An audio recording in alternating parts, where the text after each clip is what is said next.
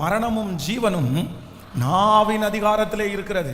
நான் நம்புறேன், பேதுருவை மன்னித்த ஆண்டவர் இந்த தேவனை முத்தத்தினால் காட்டி கொடுத்த யூதாஸ் காரியத்தை மன்னிக்க மாட்டாரா? கண்டிப்பா நான் சொல்றேன், இந்த யூதாஸ் காரியத்தை ஆண்டவருடைய சமூகத்தில் போய் மனம் கசந்து அழுதிருந்தால் மன்னிக்கிற தேவன் கண்டிப்பாக தூக்கி எடுப்பார். சிலுவை கள்ளனையே மன்னித்த ஆண்டவர்,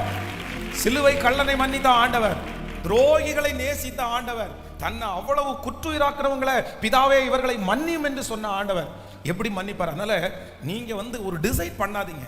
வாலிப தம்பிங்க தங்கச்சிங்க யாராவது இந்த சத்தத்தை கேட்கலாம், நீ தடுமாறலாம், நீ தடுமாறி இருக்கலாம், ஆனா இதுதான் எனக்கு முடிவு.